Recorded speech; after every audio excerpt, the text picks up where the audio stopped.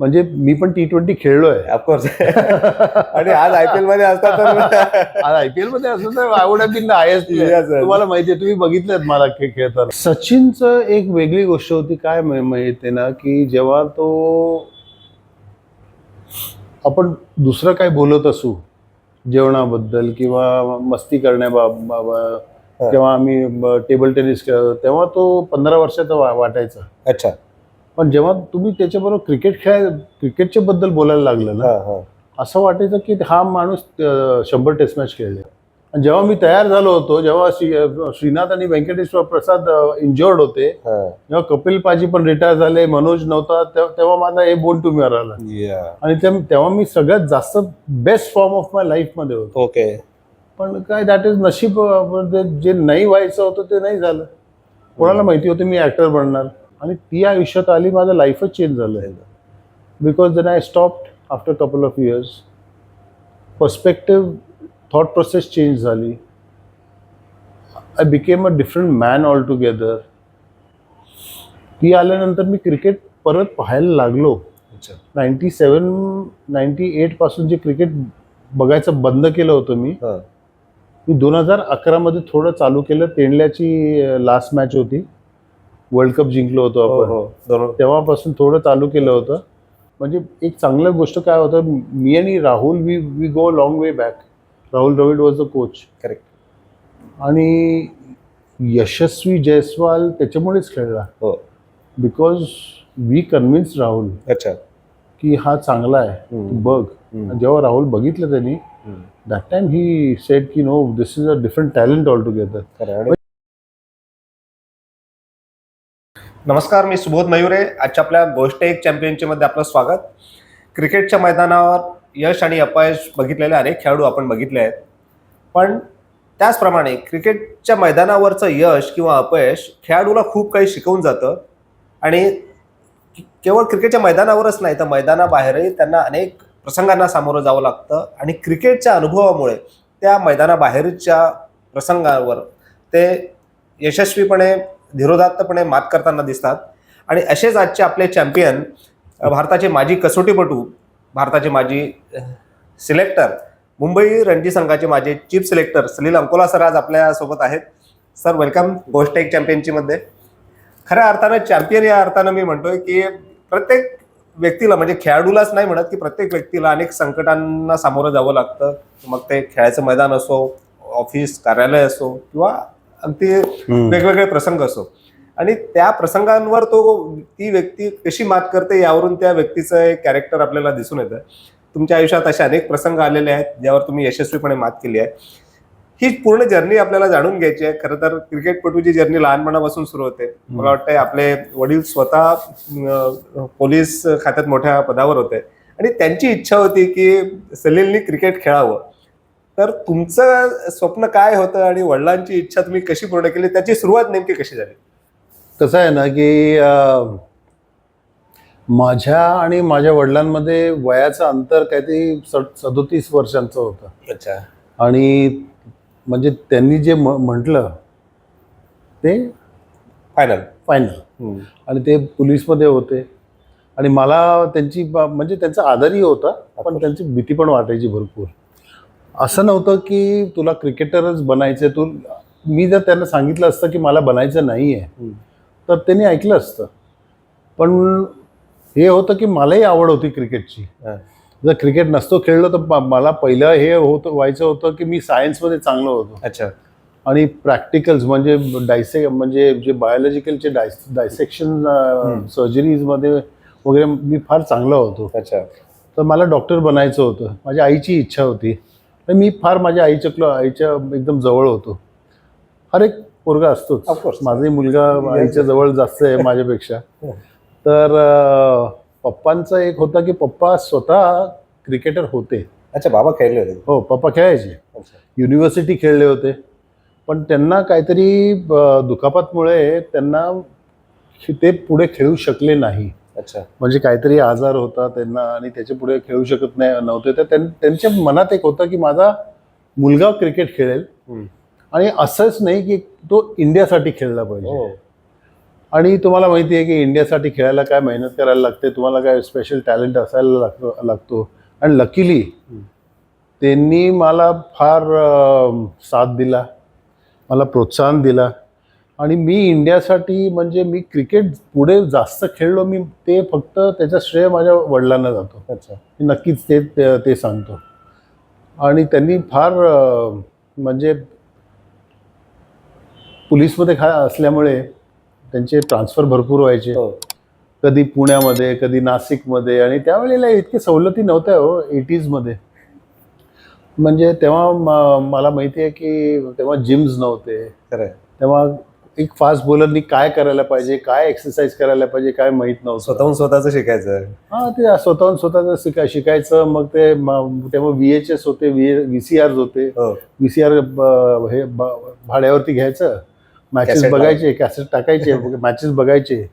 मग लायब्ररीज होते, त्याच्यामध्ये मग शोधायचं की फास्ट बॉलिंगसाठी काय करायला लागतं. तेव्हा ते आर्ट ऑफ फास्ट बॉलिंग होतं, डेनिस लिलीचे पुस्तक. आणि डेनिस लिली म्हणजे माझा hero. Kapil Dev, Dennis Lillee, Ian Botham, हे 3 माझे हिरो. अच्छा. तर त्यांचं हे सगळं असं बघत आजसारखं नाही आहे की फोन उचललं की सगळं एकदम चॅट GPT वर टाकलं की सगळं येतं. असं नव्हतं. बरोबर आहे. तेव्हा मेहनत करायला लागायची. बरोबर आहे. पण तुमच्या क्रिकेटचं सुरुवातीचा काळ किंवा नंतरचाही काळ जर म्हणता येतील तर ज्या महाराष्ट्रातला जो त्रिकोण आहे, मला वाटतं तुमचा जन्म मुंबईमध्ये झाला, पण नाशिक, पुणे आणि मुंबई असं नाही, माझा जन्म सोलापूरमध्ये सोलापूरमध्ये झाला. त्याच्यानंतर मी तिथे जन्माचे फक्त 1-2 महिने होतो. आणि त्याच्यानंतर मग मुंबईत होतो, जास्त काळ मुंबईतच होतो. पण शेवटी मुंबई, पुणे, नाशिक हे त्रिकोण झालं होतं. म्हणजे हे ट्राय सिटीमध्ये जास्त माझे मित्र, लहानपणाचे मित्र म्हणा, क्रिकेट म्हणा, स्कूलिंगची सुरुवात कुठल्या शहरात झाली मग लहानपणी? मुंबईमध्येच झाली ना. जेव्हा मी इथे होतो, मला माहिती आहे की मी पहिली शाळा माझी मुंबईमध्ये भरडानी हायस्कूल होती. अच्छा. ते म्हणजे चर्चगेटला, विटी स्टेशनला, सॉरी चर्चगेट नाही, विटीला होती. तर तिकडे मग मी पहिल्यांदा नेट्सला जायचो, लुमा केनी सरांच्या आझाद मैदानावरती. तेव्हा माझी क्रिकेटची सुरुवात झाली. तेव्हा मी काहीतरी 7-8 वर्षाचा होतो तेव्हा. आणि फास्ट बॉलिंग ही तेव्हापासून पहिल्यापासून फास्ट बॉलरच व्हायचं. पहिल्यापासून तेच आवड होतं, फास्ट बॉलर. म्हणजे मी पहिल्यांदा बॉल घेतला तेव्हा मी म्हणजे असं टीव्हीवरती मॅचेस वगैरे यायचे नाही हो. म्हणजे मी जेव्हा समजा तुम्ही म्हणताय की आता जेव्हा मी 7 वर्षाचा होतो, 77-78ची गोष्ट असेल कदाचित. नाही हो, 77-78ला मी 10 वर्षाचा होतो. अच्छा. त्याची आधी तेव्हा तर काय टीव्ही पण नव्हतं. आणि तिकडे काय रेडिओ कॉमेंट्री यायचे. बरोबर. तेव्हा VCRही नव्हतं.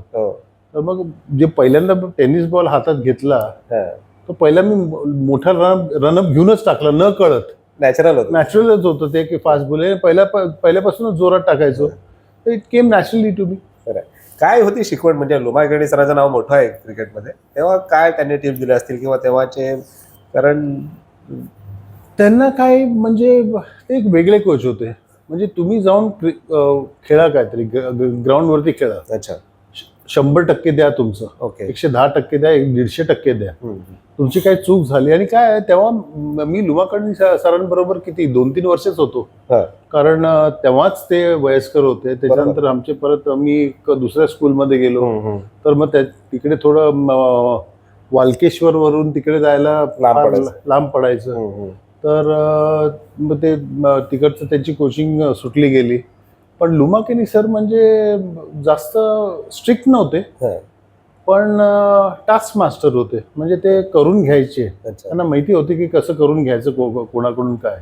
मगाशी तुम्ही टेनिस लिलींच्याही पुस्तकाचा उल्लेख केला की ते वाचून मग तुम्ही स्वतःहून शिकत गेला किंवा त्याचप्रमाणे मला वाटतं फ्रँक टायसन यांच्याकडे तुम्ही स्वतःहून गेला होता. त्या स्कीम मध्ये नव्हता मला वाटतं तुम्ही, जी बॉलिंगची स्कीम होती.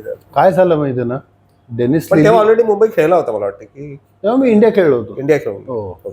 काय झालं की जेव्हा सगळ्यांना वाटायचं की मी ट्रेनिंग करत नाही. प्रॉब्लेम काय होतं, माझे वडील त्यांना हॅरल्ड लावड त्यांचे फेवरेट होते. तर त्यांना माहिती, आणि हॅरल्ड लावड एक मायनर होता. तर मायनरला मराठीत काय म्हणतात मला माहित नाही. म्हणजे मॅच्युअर नव्हतं खाणमध्ये काम करायचे. अच्छा अच्छा अच्छा. ओके. तर ते लाकडं तोडायचे, जमीन खोदायचे, अच्छा, हे अच्छा. सगळं फावडा आणि कुल्हाडीनी वगैरे त्याच्यामुळे ते फास्ट बॉलर झाले होते. त्यांचे बॅक मसल चांगले होते. Okay okay. तर मी तेही करायचो. अच्छा. डेनिस लिलीने सांगितले एक्सरसाइज तेही करायचो. आणि बॉलिंग जोरजोरात त्या वया म्हणजे जेव्हा मी 16-17 वर्षाचा होतो तेव्हापासून बेसिकली काय झालं होतं की ओव्हर ट्रेनिंग झाली होती. ओके. अच्छा. लोकांना वाटायचं की मी मेहनत करत नाही, पण ओव्हर ट्रेनिंगमुळे माझं ब्रेकडाऊन झालं होतं, माझ्या बॅकमध्ये फ्रॅक्चर झालं होतं. आणि ते फ्रॅक्चरवरून परत आलो. त्याच्यानंतर मी महाराष्ट्राला आणि इंडियाला खेळलो. अच्छा. फ्रँक टायसन कडे मी जेव्हा गेलो होतो तेव्हा एक 1990चा एक काळ आला होता जेव्हा माझं हॅमस्ट्रिंग गेला होता. कारण मी अजूनही मला माहिती आहे की एका मॅच मध्ये मी काहीतरी ऑलमोस्ट 30 ओव्हर टाकले होते कंटिन्युअस. अच्छा. रणजी ट्रॉफी होती का I think waste zone versus south zone होती. दिलीप ट्रॉफी ह्याच्यामध्ये वानखेडेवरती होती. ओके. आणि दिलीप सर कॅप्टन होते तेव्हा. तर तेव्हा एक कंटिन्युअस स्पेल टाकला होता मोठं. तेव्हा तो रप्चर झाला. आणि त्याच्यानंतर मग मला कळलं की फ्रँक सर आलेत. आणि तेव्हा मकरंद सर पण होते, मकरंद वायनकर सर. त्यांनी मग सुचवलं की मला फोन करून सांगितलं की फ्रँक सर आलेत. आणि फ्रँक टायसनचं नाव म्हणजे best coach in the world. आणि टायफून टायसन. आणि मी सगळं वाचलेलं आहे त्यांचे मॅचेस थोडेफार जे काय बघितले ते बघितले. तर मी स्वतः सांगितलं की मला हे कॅम्प जॉईन करायचं. कारण तिकडे मला कळलं की ट्रेनिंग कसं करावं, सिस्टमॅटिक ट्रेनिंग काय असते ती तेव्हा कळली. तिथपर्यंत म्हणजे मी इंडियालाही खेळलो होतो तिथपर्यंत, पण इंडियामध्ये सांगायला कोणी नव्हतं. ओके. अच्छा. सिनियर्स पण सांगायचे नाही. आणि ट्रेनर तर कोणीच नसायचं तेव्हा. फक्त एक फिजिओथेरपिस्ट असायचे आणि एक कोच असायचे. पण कोणी सांगायला तयार नव्हतं की करायचं काय, फक्त धावत राहा. अच्छा. पण डेनिस लिली ह्याच्यामध्ये होतं की you have to do weight training. कारण काय होतं, तुम्ही एक ट्रेनिंग करता, जसं सीझन वाढत जातो तसं तुमचे मसल्स वीक होत जातात. बरोबर. त्यांना कसे मेंटेन करा ते फ्रँक सरांकडून शिकलो. ओके. आणि त्याच्यानंतर एक पण इंजुरी झाली नाही. अच्छा अच्छा. जी झाली ती माझ्या पायाला इंजुरी झाली, ती क्रिकेटची काय घेणं देणं. ते बोन ट्युमर झालं. त्याच्यानंतर क्रिकेट संपलं ते संपलंच. That's a different thing. Okay.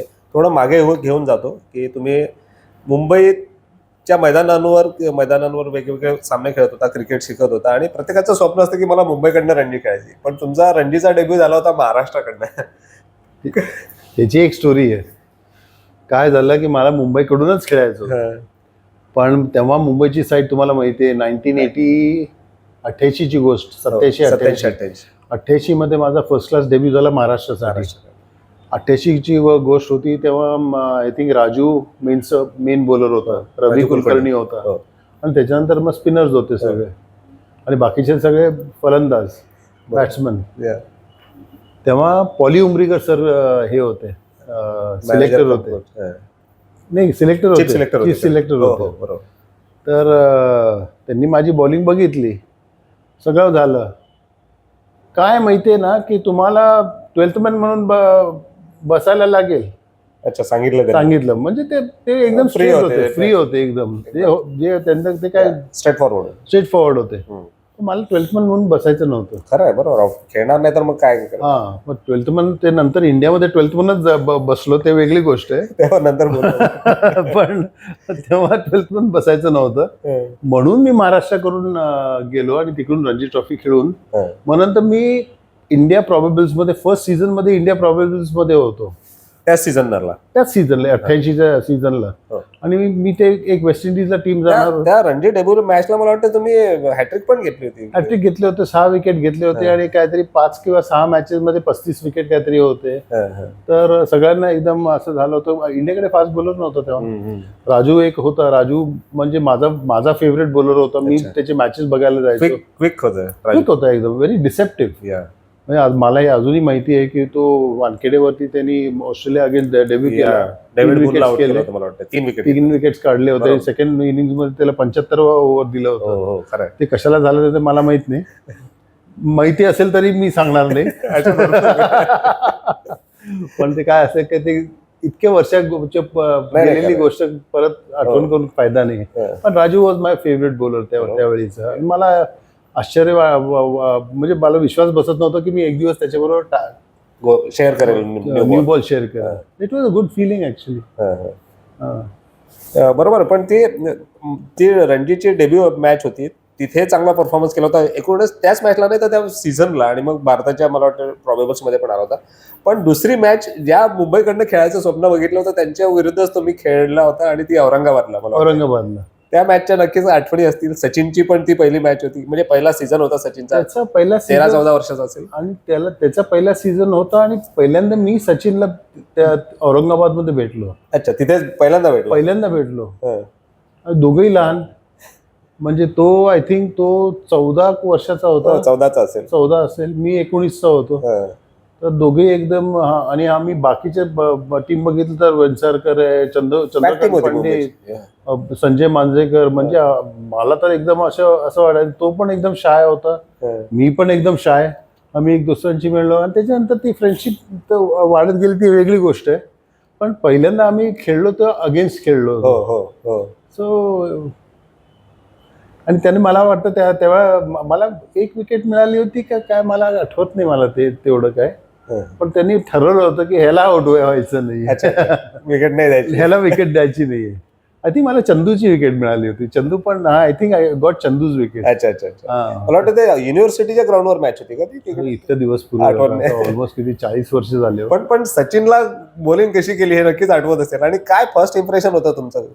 सचिनचं काय तेव्हा नाव झालं होतं की? मी सचिनला बॉलिंग केली की नाही मला आठवत नाहीये. अच्छा. I have no idea. मी चंदूला बॉलिंग टाकली मला तेवढं आठवतंय. अच्छा. कारण बहुतेक करून त्याची विकेट मिळाली म्हणून असेल.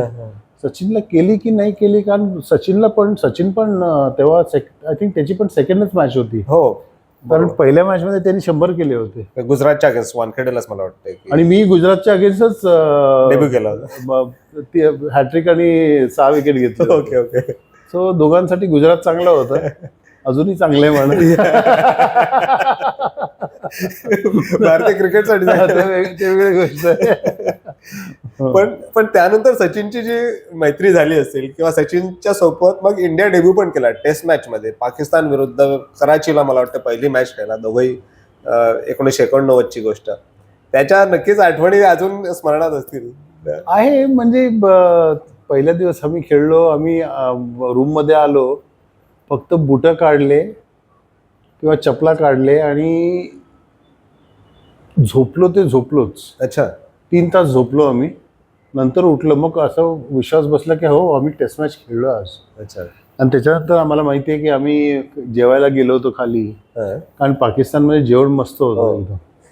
आणि दोघांना, मला आणि सचिनला नॉनव्हेज आवडतं, तर तिकडे ते बुफे डिनर असायचे. आणि आम्हाला तर फ्रीच होतं ते, कारण इंडियन टीम म्हणून.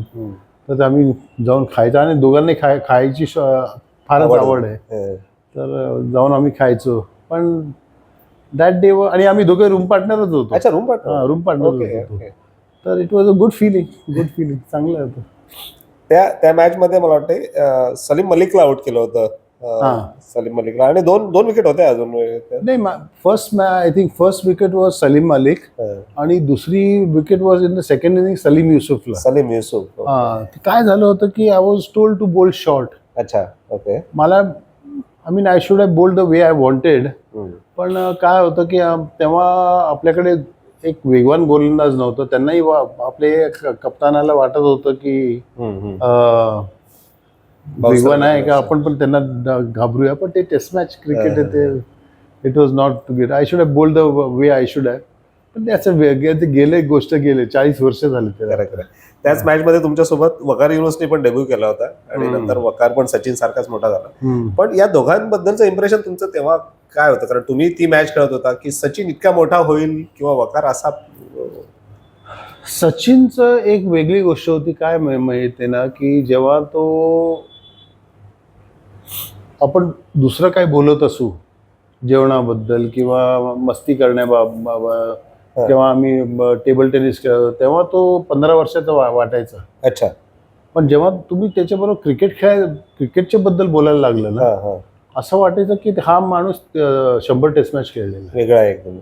त्याचं क्रिकेटचं थिंकिंगच वेगळं होतं. हो. अच्छा. म्हणजे जेव्हा तुम्ही त्याच्या क्रिकेटची मेच्युरिटी इतकी लवकर आलेली होती त्याला, कारण ज्या प्रकारे त्यांनी तो दिवसात 2 मॅचेस खेळायचा आचरेकर सरांच्या सरांच्या मुळे, तो आणि विनोद कांबळी पण. पण Sachin was more stable in cricket thought प्रोसेसमध्ये, आणि त्याची मेच्युरिटी रीडिंग द गेम आपण म्हणतो ना, ते वेगळ्याच लेवलचं हेड होती सगळ्यांपेक्षा. He was different. He was use to read the wicket also very well. अच्छा. म्हणजे बॉल कुठे स्विंग होणार, काय स्विंग होणार, आणि ही टाइम किती होता त्याच्याकडे शॉट्स खेळायला. That is the first sign of a great player ना. खरंय. त्या कसोटीनंतर, कराचीच्या कसोटीनंतर, त्या कसोटीच्या पूर्वी मला वाटते जे टूर गेम मध्ये मला वाटतं 5-6 विकेट्स घेतल्या होत्या एका इनिंग मध्ये, सेकंड इनिंग मध्ये पण 1-2 विकेट. त्यानंतर म्हणजे एकाच कसोटीवर आपलं क्रिकेट, कसोटी क्रिकेट थांबेल असं कधीच कोणाला वाटलं नसेल, वाटणार नाही. पण नंतर काय झालं, म्हणजे मला वाटलं नव्हतं की कसोटी एकच खेळेल म्हणून. कारण सेकंड टेस्ट मॅच आमची फैसलाबादला होती. फैसलाबादमध्ये थंड भरपूर होतं, कराची गरम होतं, फैसलाबादला थंड भरपूर होतं. आणि मला तेही माहिती आहे की आम्ही पहिल्यांदा पोचलो ग्राउंडवरती मी गेलो, मी आणि रमण लांबा. तर आम्ही, रमण खूप मस्ती करायचं माझ्याबरोबर, म्हणजे he use to treat me like a younger brother. तर सडनली म्हटला, मैं तेरे को रेस करूंगा अभी वहां तक. अच्छा. स्प्रिंट. आणि मी न वॉर्मअप करता स्प्रिंट केलं. अच्छा. तर हे मसल माझं फाटलं. तर ते टेअर झाल्यामुळे I miss my second test match. अच्छा. आणि then I didn't play a test match at all. पण चौथी टेस्ट मॅच मला वाटते मला खेळायला पाहिजे होती, कारण तिकडे सियालकोटमध्ये गवत भरपूर होते, विकेट होते, आणि तिकडे फक्त तो मन्नी खेळला, पण एकच ओव्हर टाकली होती त्यांनी अख्ख्या मॅच मध्ये. तिकडे जर मी खेळलो असतो शायद आपण जिंकली असती, कारण विवेक राजदान गॉट 5 विकेट घेतला. मी आणि ते लोक त्या मॅचला मला वाटतं तुम्हाला सांगितलं पण होतं की तुम्ही खेळणार म्हणून. ती मॅच मला खेळणार म्हणून सांगितलं होतं. मला खेळणार म्हणून सांगितलं होतं, पण 15 मिनिटं आधी तुम्हाला माहिती ना काय काय असं होत राहतात. म्हणजे गोष्टी होतात, त्या गोष्टी माझ्या मागेच झाल्या होत्या. अच्छा. त्यांना कळत, त्यांना माहित नव्हतं की मी इथे बसलोय म्हणून. मी जाऊन रडलं, पण काय ते आता रडलं बिडलं झालं, ते गेलं. आता काय सॉरी म्हटलं. आपले अंग्रेजनी चांगले एक शब्द दिलाय सोडून, थँक्यू आणि सॉरी. सगळ्यात जास्त यूज झालेला शब्द सॉरी असतो. सॉरी म्हणजे सगळं माफ करा. म्हणजे ते झालं, ते सॉरी. तर मग I never thought that I play only 1 test match. पण ते झालं. पण त्यानंतर ते लिहिलेलं होतं डेस्टिनीमध्ये. नशिबाच्या पुढे आपण काय करू शकत नाही. खरंय. पण वन डे क्रिकेट पण तुम्ही खेळलात, म्हणजे 96चा वर्ल्ड कपला पण तुम्ही खेळला होता. वन डे क्रिकेट पण मी तुम्हाला सांगू, मी आय थिंक मी किती खेळलोय, 20 का 22 मॅचेस. 20 आहे का 22 आहे, मला ते माहित नाही. त्याच्यामध्ये अर्धे मॅचेस तर रेन कर्टेल मॅचेस आहेत. 16 ओव्हरच्या झाल्या, 16 ओव्हरचे झाले, किंवा काही 20 ओव्हरचे झाले. तसे जास्ती 50 ओव्हरची फार पूर्ण ऑपॉर्च्युनिटी नाही मिळाली. इट वॉज मेंट टू बी. काय बोलूया आता. जेव्हा मी तयार झालो होतो, जेव्हा श्रीनाथ आणि व्यंकटेश्वर प्रसाद इंजर्ड होते, जेव्हा कपिल पाजी पण रिटायर झाले, मनोज नव्हता, तेव्हा माझा हे बोन टू मी आला. आणि तेव्हा मी सगळ्यात जास्त best form of my life मध्ये होतो. ओके. पण काय, दॅट इज नशीब. जे नाही व्हायचं होतं ते नाही झालं. कोणाला माहिती होतं मी ऍक्टर बनणार, झालो. ऍक्टिंगचं हे पण मला माहित नव्हतं. आयुष्यात कधी काय इन्क्लिनेशन पण नव्हतं. लोकांना वाटतं की मी ऍक्टिंग साठी क्रिकेट सोडलं. अच्छा. ते चुकीचं आहे. पण त्या ऍक्टिंग बद्दल विचारतोय, पण त्या वन डे क्रिकेटमध्ये इम्रान खानला पण तुम्ही एकदा आउट केलं होतं, बोल्ड केलं होतं की एलबीडब्ल्यू, मला आठवतं. इम्रान खानच्या अगेन्स्ट माझं फर्स्ट विकेट इम्रान खानचं. फर्स्ट विकेट होती. अच्छा. फर्स्ट विकेट होती. काय झालं की आम्ही, ते आता कुठचं ग्राउंड आहे मला माहित नाही, ते पण पेशावर होतं. ते पण 20 ओव्हरचीच होती ती मॅच. ती कर्टेल मॅच होती. कर्टेल मॅच होती. म्हणजे मी पण T20 खेळलोय ऑफकोर्स. आणि आज IPL मध्ये असतात तर आज IPL मध्ये असं तर I would have been the highest player. तुम्हाला माहितीये, तुम्ही बघितलेत मला खेळताना. हेडलाईन झालीच. I would have been one of the highest player. मी CCI वर आपण मॅच खेळलो होतो, लोकांना वाटतं मी फुकट बोलतो, पण नाही. I would have been a very good T20 player. माझा गेमच तसा होता. आणि मी असं ऐकलंय की आधी ओपनिंग बॅटिंग म्हणून पण केलेली आहे अर्ली डेज. मी युनिव्हर्सिटीला पण ओपनिंग बॅटिंग केलेली आहे. पुणे युनिव्हर्सिटी. मी माझ्या कॉलेजला ओपनिंग बॅटिंग म्हणून बॅट्समन आणि ओपनिंग बॉलर होतो. अच्छा अच्छा. पण त्याच्यानंतर काय झालं की रणजी ट्रॉफी मध्ये आलो तेव्हा बॅटिंग मिळायचीच नाही. मग ते दुर्लक्ष झालं. ते सरळ बॅटची जी होती ती आडवी बॅट व्हायला लागली आणि बॉल जास्त हातात बॉल जास्त हातात असायचं. तर ते दुर्लक्ष ते चुकीचं केलं. मी बॅटिंग वरती कॉन्सन्ट्रेट केलं पाहिजे होतं मी. अच्छा अच्छा अच्छा. हो. पण ते इम्रान खानच्या विकेट बद्दल तुम्ही सांगत होता. हा, काय झालं की इम्रान खान मला बॉल दिला हातात. मनोज होता मग मिड ऑफला. मनोज म्हणला सलील तेरा आउटस्विंग अच्छा होएगा इधर क्योंकि हैवी कंडीशंस है. ओके. तो इमरान तेरे को मिड विकेट पे मारने को जाएगा. अच्छा. तू ना सिर्फ उसको आउटस्विंग मिडिल लेग से लेग मिडल का लाइन रख और बाहर निकालने को देख. देखना वो कैच देगा श्रीकांत के स्लिप मध्ये नहीं कवर्स में. कवर्सला. ओके. एक तो कॉट बिहाइंड या स्लिप में जाएगा या तो उठाने को जाएगा और टॉपेज लग के. आणि तेच झालं. अच्छा. म्हणजे रीडिंग बघा त्याची. खरंय. मी पण तेच टाकलं. सिनियर आहे तेच टाकलं. आणि पहिली टाळी मी त्या मनोजला मारली. मग बरोबर, त्याने सांगितलं होतं म्हणून. That is good. पण नक्कीच एक वेगळं सॅटिस्फॅक्शन असेल की इम्रान सारख्या. मनोज एक चांगला होता की तू हेल्प फार करायचा. अच्छा. यंगस्टर्सला हेल्प फार चांगला करायचा. ओके. रवी पण होता त्या टूर वरती. रवी पण हेल्प करायचा. पण क्रिकेट तुम्ही मगाशी उल्लेख केला की मी 12वा जास्त होतो भारताकडनं खेळताना. तर खूप टफ असते की आपण टीम मध्ये आहे पण संधी मिळत नाही. आज मॅच खेळू, उद्या मॅच खेळू. आणि हे डायजेस्ट करणं किती टफ होतं म्हणजे तेव्हा. आय थिंक माझ्याकडे 2 वर्ल्ड रेकॉर्ड असतील कमबॅकचे. नाही ते तर वेगळी गोष्ट आहे. फर्स्ट वॉज मी पहिल्या बॉल फेस केला इम्रान खानला, ते मी 6 मारली. ते एक वर्ल्ड रेकॉर्ड आहे. First ball face. आणि ते sharing with whom Gordon Greenidge. त्यांनी पण पहिला बॉल गॉर्डन ग्रीनिज मारली का डेस्मंड हेन्सनी मारली. दोघांमधून एक. आणि सेकंड रेकॉर्ड इज माइंड. कुठली मॅच होती ती? कुठची? ते फर्स्ट बॉलला 6 मारला होता गुजरातवाला. अच्छा. जब सचिनने अब्दुल कादिरला मारला होता.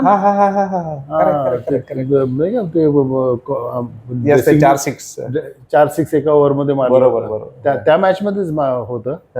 आणि दुसरा रेकॉर्ड म्हणजे comebacks into the Indian team. मी मोहिंदर पाजींचं रेकॉर्ड तोडलेलं असणार 100%. सो हे 2 रेकॉर्ड माझ्याकडे आहेत. पण एका प्लेयरला क्रिकेटरला टीम मध्ये आहे पण मी खेळू नाही शकत म्हणजे बरीच कॅल्क्युलेशन्स असतात. पण ते डायजेस्ट करणं नक्कीच टफ गेलं असेल तेव्हा. कसं असतं माहिती ना, ते मी रिझन जरी विचारलं तरी रिझन कोणी देणार पण नाही. जेन्युइन रिझन देत पण नव्हते. आणि त्याच्यावरती आपण विचार करून सारखं रडत बसायचं. त्यातला माझा स्वभाव. बरोबर आहे. तो आय नेव्हर आस्क्ड ऑल्सो. मी विचारलं 1-2दा पण त्याच्यानंतर मला जवाब भेटला नाही. तर मी म्हटलं जाऊन द्या काय चला ऍटलीस्ट इंडियन टीम बरोबर तरी आहे. 12th मॅन आपण आपल्याला फिल्डिंगचा चान्स मिळतं तर फिल्डिंग करूया. आणि फिल्डिंग करता करता मला 2-3 रनआउट घेतलेले. तर the best run out is that आपला हिरो कपचा सचिनच्या लास्ट ओव्हरला कोलकाताची match extra cover deep extra कव्हरला साऊथ आफ्रिका बरोबर फानी डिव्हिलियर्सची विकेट. एकदम क्लोज झाली होती मॅच. सचिनने 1 रन दिला होता. 1 रन दिला होता. आता रनआउट नाही झाला असता तर विचार करा मॅच कुठे गेली असती. तर so this is one thing. वाईट वाटायचं पण काय करायचं आपण. मोस्ट इम्पॉर्टंट थिंग हे होतं की चला तुम्ही इंडियन टीम साठी 12th मॅन आहात. पण मला एक आश्चर्य असं वाटायचं की तुम्ही इंडिया ए ला सिलेक्ट व्हायचो. इंडिया ए मध्ये पण 12th मॅन. अच्छा. ते मला ते काय कळलंच नाही. मी एकदा विचारलं त्या इंडियन टीम मध्ये 15 मध्ये जो प्लेअर आहे त्याला ए मध्ये पण चान्स नाही. हो, कारण मला तेव्हा संदीपाच होता मॅनेजर. अच्छा. आणि कोच कम मॅनेजर. तर तेव्हा राहुल द्रविड आणि त्याची पहिली इंडिया ए मॅच होती गांगुलीची. ओके. विक्रम राठोड पण होता, राहुल द्रविड होता. चंदीगड मध्ये आमची मॅच होती तेव्हा माझा मुलगा जन्माला आला होता. मी त्याला पाहिलं होतं 22 का 25 दिवसानंतर. तर तेव्हा पण बघितलं, तेव्हा पण 12th मॅन. तर मी ॲक्च्युली विचारलं की एक्झॅक्टली काय थिंकिंग आहे. But you already there in the Indian side. अरे पण इंडियन साईड मला मुंबईसाठी खेळून द्या ना. हो ना, तिकडे खेळायला नाही मिळत, इथे मला मुंबईसाठी खेळून द्या. ते पण नाही. म्हणजे एक्झॅक्टली काय थिंकिंग प्रोसेस होती ते तुम्हाला कळलं पाहिजे. तुम्ही सिनियर रिपोर्टर आहात, मला तर कळतंच. बरोबर, आता कळायला लागलंय, तेव्हा कळायचं नाही. But what to do. I mean आजकाल also I don't think too much about it. जे व्हायचं ते झालं, गेलं, संपलं. आता काय, my life is totally different now. खरं. पण आता तुम्ही स्वतः सिलेक्टर राहिलेला आहात भारतीय टीमचे, तर तुम्हाला ते I don't let those kind of things happen to anybody else. Actually आपल्यावर जे झालं ते दुसऱ्या, it should not happen. If it has to happen then you have to give valid reason दिलं पाहिजे. ऍक्च्युअली आणि कम्युनिकेशन पाहिजे प्रॉपर, की खेळाडूला माहित पडलं पाहिजे. कम्युनिकेशन सगळ्यांबरोबर पाहिजे, whether it is the youngest of the team, the junior most of the team to the senior most of the team. Actually communication असल्याशिवाय तुम्ही you cannot become a good selector. Actually sir. पण sir म्हणजे एवढं चांगलं potential असताना, म्हणजे injuries असतील, वेगळे कारण असतील, चान्स मिळत नसेल, फ्रस्ट्रेशन आलं असेल, सडनली तुम्ही क्रिकेट न खेळण्याचा निर्णय घेतला. म्हणजे मला वाटतं ऍट द एज ऑफ 27-28 ला निर्णय नाही घेतला, खेळू शकलो नाही मी अजूनही. म्हणजे इंजुरीमुळे खेळू नाही शकला किंवा बोन ट्युमर झालं. येस. माय ऑपरेशन सक्सेसफुल नव्हता. तो बोन ट्युमर मला वाटत नाही अजून पण हील झालेलं आहे. बरोबर. अच्छा. आताही मी जरा थोडं रनिंगचं ट्राय केलं ना, दुखतो पाय. ओके. तर जेव्हा तुम्हाला रनिंगच करू शकत नाही तुम्ही, तर कसे बॉलिंग टाकणार, मग खेळणार कसं, क्रिकेट खेळणार कसं, आणि तेही हायजेस्ट लेवलला. That to that level it was not possible. Correct. त्यानंतर दुसरं फील्डमध्ये तुम्हाला बऱ्याच ऑपॉर्च्युनिटीज खुणावत होत्या. ऍक्टिंग, छोटा पडदा असेल टीव्हीचा, पिक्चर्स असतील, सिनेमा असतील. मी जास्त टीव्हीच केलेलं आहे. अच्छा, टीव्हीवर जास्त केलेलं. पण ते किती चॅलेंजिंग होतं, म्हणजे ज्याला किंवा मनापासून वाटत होतं की ऍक्टर तसं काहीच कधी स्वप्न बघितलं नसेल. मला एक माहिती आहे की 93 मध्ये आमची एक फोटोशूट होती इंडिया युनिटीची. जेव्हा मी, आमरे आणि सचिन आम्ही धोतर घातले होते मराठी माणसासारखं. अच्छा. आणि मग बाकीचे आपले रिजनल कपडे घातले होते. फोटोशूट होते. मिलेसूर मेहरा तुम्हाला टाकलं होतं, मिलेसूर मेहरा तुम्हाला ते जे तेच होतं. तेव्हा मला एक्झॅक्टली काय करायचं ते कळत होतं आणि मी फक्त हसत होतो. फर्स्ट टाइम कॅमेरा फेस केला. आणि तेव्हा डायरेक्टर मला माझ्यावरती चिडला होता, sir please don't keep on laughing so much. मला माहिती नव्हतं की अजून 6 वर्षानंतर मी हेच करणार आहे नेक्स्ट 17 वर्ष. तेच म्हणतो ना I am a person who believe in destiny. म्हणजे जे लिहिलेलं आहे ना ते तुम्ही वाईप करू शकत नाही. म्हणजे तुम्ही काहीही करा. आता आजकाल ते इंस्टाग्रामच्या ह्याच्यामध्ये येतात ना, I am a man of my destiny. असं काही नसतं. काही नाही भाऊ, सगळं लिहून ठेवलंय, सगळं वरून आहे. भृगसंहिता आहे इकडे, सगळं भृगसंहितामध्ये लिहिलेलं आहे. तुम्ही जास्त हे उडू नका, जमिनीवरती राहा. Simple as that. पण क्रिकेट खेळण्यापेक्षा, म्हणजे क्रिकेट ते पॅशन होती, ते मनापासून तुम्ही एन्जॉय केलं, हार्डवर्क केलं. पण ऍक्टिंग थोडंसं नवीन अनुभव असेल, वेगळा अनुभव असेल. ऍक्टिंग मी ऍक्च्युली किती एन्जॉय केला प्रामुख्याने, म्हणजे मी नाही एन्जॉय केलं. नाही केलं. मी जेव्हा माझ्याकडे असे मोठमोठे डायलॉग जायचे, मी म्हणायचं देखो भाई मैं एक्टर नहीं हूँ, डिफॉल्ट से एक्टिंग करना पड़ रहा है. मेरे पास ना डिग्री है. अगर डिग्री होती, मैं डॉक्टर होता तो मैं इधर नहीं आता. मेरे पास डिग्री नहीं है. मैं अच्छा दिखता हूँ, वो मेरे माँ बाप की वजह से अच्छा दिखता हूँ. तो मेरे को, मेरा फैमिली है, मेरे 2 बच्चे छोटे, कुछ कर नहीं सकता हूँ, इसके लिए क्रिकेट नहीं खेल सकता हूँ. अगर क्रिकेट खेलने आता तो मैं एक्टिंग नहीं करता. अभी तुम मेरे को इतना बड़ा डायलॉग दोगे, वो मेरे को ध्यान में नहीं आने वाला है. अगर मेरे को ये सब ध्यान में आता था तो मैं डॉक्टर नहीं बनता. बरोबर. तर ते हसायचे. तर ते मग कट्समध्ये वगैरे घ्यायचे. It was challenging for me, कारण ते माझं फील्डच नव्हतं ना. म्हणजे तुम्हाला जेव्हा लहानपणापासून तुम्हाला ॲक्टर व्हायचं आहे, किंवा तुम्हाला डॉक्टर व्हायचं किंवा तुम्हाला क्रिकेटर व्हायचं आहे, तुमचं जे पॅशन तुम्ही ग्रो करत असताना ग्रोईंग इयर्समध्ये तुम्ही, आणि माझं पण कसं होतं, क्रिकेट म्हणजे सपोज आज मी तुमच्याबरोबर बोलतोय, मला माहीत नाही की उद्या माझं पाय तुटणार आहे आणि I will not be able to do that thing for ever in my life. It was not a process, it was not a cricket injury. हो, ते सडनली ऑफ द फील्ड झालेलं आहे. नाही, of the field, on the field झालं. अच्छा. I was playing against New Zealand. Okay. Ranji trophy winners versus टेडल्याला माहिती आहे, तो त्यांनीच मला सांगितलं की कधी झालेलं आहे. तर त्याच्या मेमरी म्हणजे एक वेगळीच गोष्ट आहे. सगळ्या गोष्टी त्याला 41व्या टेस्टमध्ये 4था बॉल मी काय फेस केला तेही माहिती आहे त्याला. तर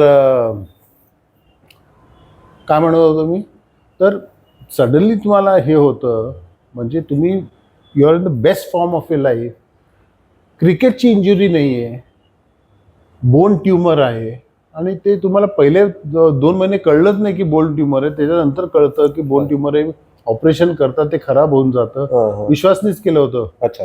विश्वास राऊतने. Very bad operation, and then you can't play for the rest of your life. म्हणजे तुम्ही जे 27 वर्ष काढले तिकडे पोचायसाठी, इट जस्ट स्टॉप्स. म्हणजे तुम्हाला उद्यापासून असं कळलं की तुम्ही उद्यापासून रिपोर्टर नाही, you should not be writing at all. मग तुमचं काय होणार विचार करा. एकदम शॅटर्ड होऊन गेले. Absolutely. And I was shattered. Went into depression and all that stuff. That's how life is. पण लकीली ते ॲक्टिंग चालत गेलं आणि I kept on getting offers. Acting केली to support my family. Passion बिलकुल नव्हतं, काहीही संबंध नाही ॲक्टिंगसाठी. जर ॲक्टिंग पॅशन असलं असतं ना, मी अजूनही ॲक्टर राहिलो असतो, क्रिकेटकडे आलो नसतो. I came in cricket because माझी बायको शी अ डॉक्टर, जिच्यामुळे I am alive today. I will be very frank with you. तिने सांगितलं की आता get back to cricket. Your passion lies there, your passion is not here. आणि she help me. माझे मुलं पण माझे ते मग, हा पप्पा, you go back to cricket, you are better there. You just keep on talking about cricket. I've never seen you talking about acting.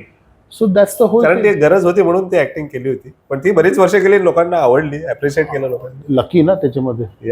मी आजकाल कधी माझे पहिले सिरियल्स मी बघितलं तर मला हसायला येतं. बरं झालं ते तेव्हा होतं, आता नाही आहे. माझा पहिला डायलॉग होता, मैं आ रहा हूँ. माझ्या 44 रिटेक्स त्याच्यामध्येच गेले. मैं आ रहा हूँ, मला बोलताच येत नव्हतं.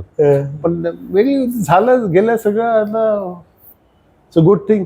तरी मग म्हटलं नाही तरी I must have done at least about 7,000-8,000 episodes. अच्छा. 17 वर्ष केली acting. There is not a single channel ज्याच्यावरती माझा एपिसोड्स नाही. सगळीकडे मी स्वतः विसरलो आहे. I think you are one of the top actors त्या काळामध्ये, त्या एरामध्ये. 1999 to 2008 I was a top. आणि ते कुठलं फिल्मी बॅकग्राऊंड नसताना किंवा ऍक्टिंगचं background, no background at all, zero background. But luckily cricket help because I already had a fan following because of cricket. Correct. At that time. Sir, मगाशी आपण कमबॅकचा किंवा बाउन्स बॅकचा उल्लेख केला. तुम्ही लाईफमध्ये पण खूप मोठा बाउन्स बॅक केलेला आहे. कारण मधला काळ असा होता की तुम्ही खूप डिस्टर्ब झाला होता आणि त्या काळाला फेस करणं खूप महत्वाचं होतं. किंवा म्हणजे त्याविषयी बोलू की नाही, विचारू की नाही, हा प्रश्न माझ्या मनात होता. विचार काय असतं. पण काही वाईट सवयी लागल्या होत्या किंवा सवयी नाही. मला डिप्रेशनमध्ये होतं. I started drinking quiet a lot alcohol. पण ते अल्कोहोल ड्रिंक करणं म्हणजे it was a way of escapism. काहीतरी वेगळी पळवाट शोधणं. हा, पळवाट शोधणं, एक्झॅक्ट वर्ड्स.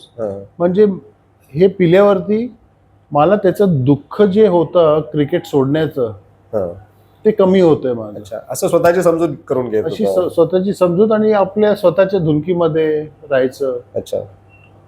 म्युझिक ऐकत राहायचं. मी ऍक्टिंग पण दारू पिऊनच करायचो. अच्छा. पण त्याला सगळ्यांना माहिती होतं.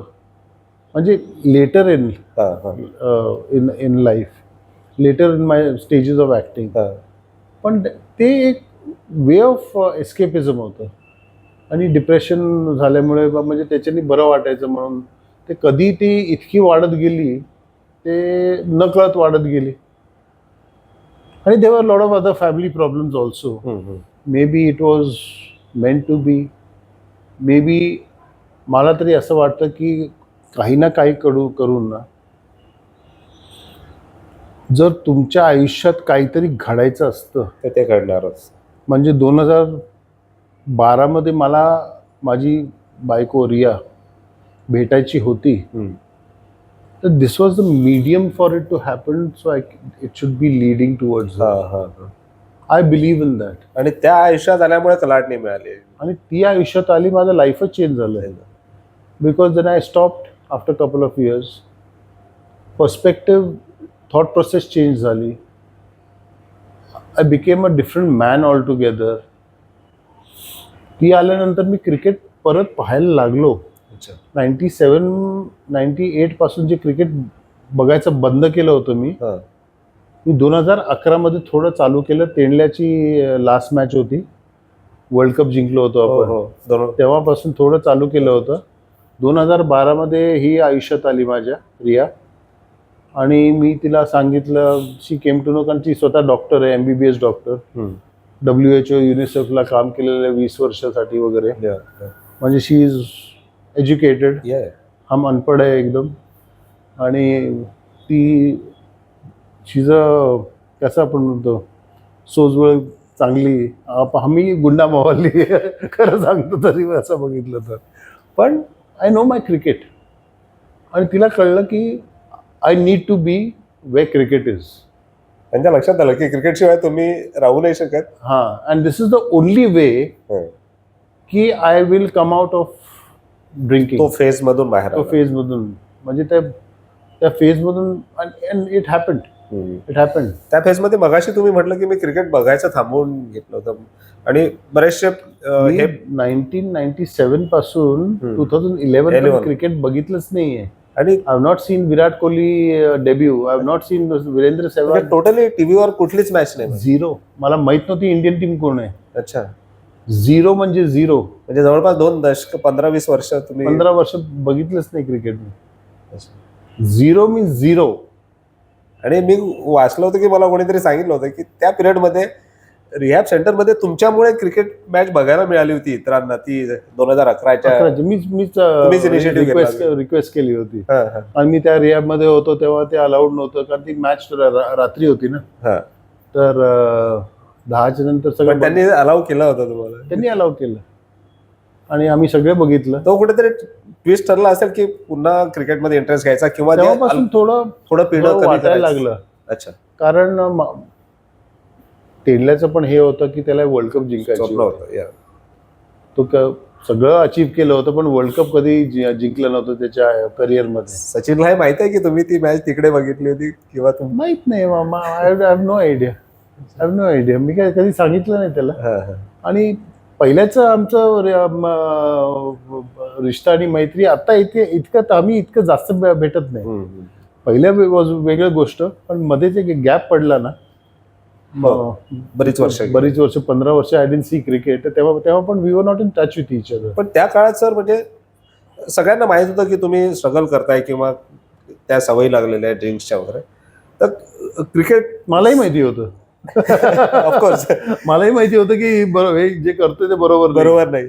तर क्रिकेट सर्कल मधले असतील किंवा दुसरे मित्र असतील, कोणी हे केलं असेल किंवा समजावण्याचा प्रयत्न. पण मला आठवत नाही ना, बिकॉज मी continuously I used to be drinking from morning. अच्छा.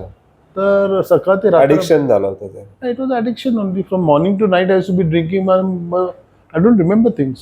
पण जेव्हा तुम्ही त्यातून बाहेर पडला, म्हणजे ऑफकोर्स तुमच्या मिसेसने तुम्हाला त्यातून बाहेर पडण्यासाठी खूप मोलाची मदत केली, तर तो काळ तेव्हा जेव्हा लक्षात आलं की नाही आता आपण टोटली हे बंद केलेलं आहे आणि आता मी खरं माझं जे प्रेम आहे, माझी जी पॅशन आहे त्या क्रिकेटकडे मी वळतोय. कारण बऱ्याच वर्षानंतर म्हणजे 2 दशकानंतर तुम्ही मुंबई क्रिकेटला जॉईन झालात ॲज अ चीफ सिलेक्टर म्हणून, किंवा ते किती सुखावणारी होती किंवा मनाला आनंद देणार होती की नाही मला पुन्हा मनापासून जे करायचं ते आता करायला मिळतंय. हे बघा कसं झालं की 2020 मध्ये जेव्हा कोविड होती, तेव्हा 2019 मध्ये मी तोच निर्णय घेतला की आता बस झाली ॲक्टिंग. मला अजूनही माहिती आहे, मी विजय पाटील तेव्हा होते अध्यक्ष होते डॉक्टर विजय पाटील, MCA चे अध्यक्ष. MCAचे प्रेसिडेंट होते. हो. त्यांना मी फोन केला, मी म्हटलं मला परत यायचं क्रिकेटमध्ये. अच्छा.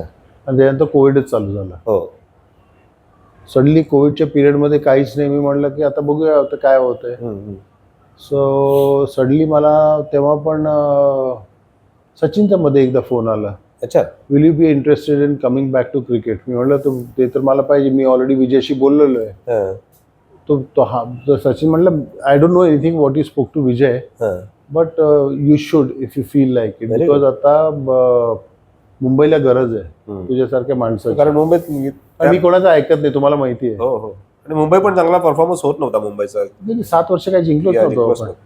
आधी last Ranji trophy we had won when Tare was the captain in Pune. सौराष्ट्राला बीट केलं होतं 15-16ला. 15-16 नाही 15-16ला. 15-16 त्याच्यानंतर 16-17ला आपण गुजरातशी हरलो होतो. त्यानंतर आपलं काहीच. मग विदर्भाला आता नाही, पण तेव्हा काळामध्ये काहीच नव्हतं. We are not doing well in Syed Mushtaq Ali trophy. We are not doing well white ball मध्ये नव्हतं. 23-19 काहीच नाही. म्हटलं ठीक आहे चला. पण तेव्हा आमचे काही काही नग होते, अजूनही आहेत ते. आता त्यांचं नावं घेत नाही मी, पण आहेत अजून ते. आणि ते चांगले मस्त नग आहेत ते. कोहिनूर हिरा म्हणतो आपण त्यांना. असे लोक पाहिजे असतात पण खराब करायला नाही. चांगलं नग म्हणजे चांगलं करा. कन्स्ट्रक्टिव्ह हे पाहिजे, कन्स्ट्रक्टिव्ह पाहिजे. तर तेव्हा मला विचारलं, मी म्हटलं ठीक आहे.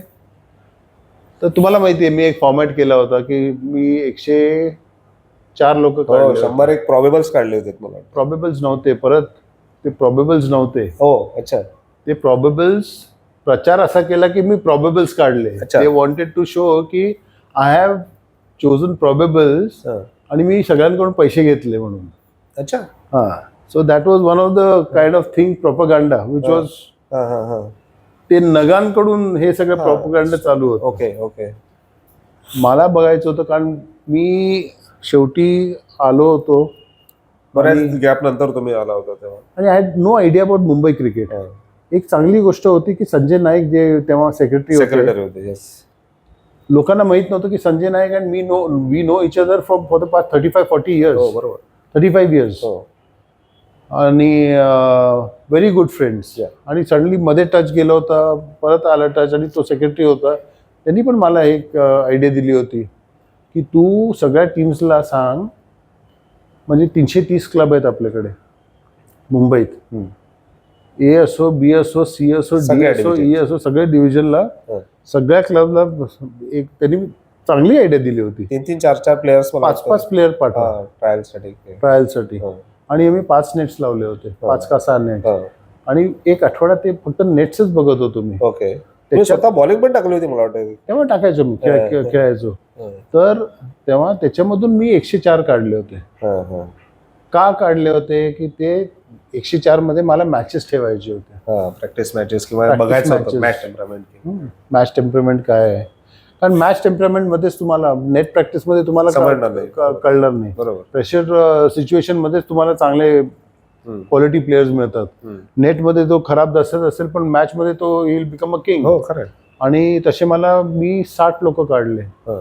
त्याच्यामधून मग मी प्रॉबेबल्स काढले 30 का 35 कमी करत. So those 30 or 35 were the प्रॉबेबल्स, not the 104. आणि मी इतके दिवस काही बोललेलं नव्हतं 104, पण आज तुमच्याबरोबर पहिल्यांदा बोलतोय इकडे. कारण की ते प्रोपगंडा ते आमचे जे सगळे नागमणीवाले नाग होते ना त्यांनी केला होता. पण आता तुम्ही आहात आणि तुम्ही you are a very straight forward man, because I like straight forward people. तर तुमच्या याच्यावरती पहिल्यांदा आज सांगतोय की you no it is that propaganda which was destroyed. आणि त्याच्यानंतर पहिली मॅच आपण सैयद मुश्ताक अली बरोबर हरलो होतो. पण then there was a situation जेव्हा अमित पागनीस कोच होता. तुम्हाला ते सिच्युएशन माहिती आहे काय झालं होतं. बिकॉज त्याला थ्रेट केला होता. नंतर त्यांनी सोडले, पण नंतर त्यांनी रिझाईन केलं होतं. किती सांगितलं नको रिझाईन कर. तेव्हा आमचा रोमेश पवार आला, which I fondly call him as Ravan. आणि then we won the Vijay Hazare trophy. Mushtaq Ali पण जिंकलो होतो का? मुश्ताक अली फर्स्ट टाइम आपण फर्स्ट टाइम जिंकलो ते after year after that, next इयरला. Next year. अच्छा अच्छा. और नेक्स्ट इयर आय थिंक. नाही मी इंडियन सिलेक्टर झालो तो 2023-22 ला जिंकलो आपण. 22 ला जिंकलो होतो आणि 21-22 ला आपण रणजी फायनलला पण गेलो होतो. रणजी फायनलला गेलो होतो. पृथ्वी कॅप्टन होता. पृथ्वी कॅप्टन होता आणि अमोल वॉज द कोच. आणि आपण एमपीसी फायनल खेळलो होतो. एमपीसी फायनल खेळलो होतो. रजत पटीदारचा कॅच नोबॉल वरती पकडला होता आणि त्यांनीच 120 मारले होते. करेक्ट. त्याचं part and parcel of the game. पण अंडर-23 चे आपण सगळे जिंकलो होतो मॅच. आणि अंडर-23 पण जिंकले होते. तर I got a lot of flag की जे गेम्स एज ग्रुप क्रिकेट खेळलेले आहेत त्यांना तुम्ही कशाला कंटिन्यू करत नाही in 23. I said do you want to win or not. Under nineteen चे घेतले. अंडर-23 because under nineteen should if they have the capability potential तुम्ही त्यांना पिक करून स्ट्रेट रणजी ट्रॉफी मध्ये घ्या. तर म्हणून तो मुशीर खानला वगैरे आम्ही घेतलं होतं तेव्हाच घेतलं होतं अँड ऑल दॅट स्टफ. 2-3 लोक मला त्यांच्याकडून होप्स होते ते झाले नाही त्याच्यामधून. बंड्या आपला अथर्व मला ते I had lot of expectations from him. आणि मग दुसरा तो एक होता स्वामीनाथन. सांगतो तुम्हाला. ऑस्पिनर होता मला. ऑस्पिनर तो पण चांगला होता. ऑलराऊंडर होता चांगला. तो पण ही डिडंट गो देयर. मग तो लेफ्ट हँड बॅट्समन आपला 260 केले होते. सुवेद पारकर. सुवेद डेब्यू मध्ये त्यांनी 260 केले होते. We missed Amol's record only. Correct. तर असे चांगले आपल्याला प्लेयर्स मिळाले होते. And then we had to drop a lot of people, couple of senior players and all that stuff. But for me, winning is everything. Whether I don't play for love and pressure. And for winning, you have to do certain bold decisions, so you have to do it. Correct. आणि फ्युचरचंही बघायचं असते ना. but there's a way you should do it. फ्युचरचं पण बघायचं असतं तुमच्याकडे. आणि तेव्हा आपल्याकडे किती ऑलमोस्ट 2.5 टीम्स होते आपल्याकडे. रिप्लेसमेंटसाठी आपल्याकडे रिप्लेसमेंट पाहिजेच.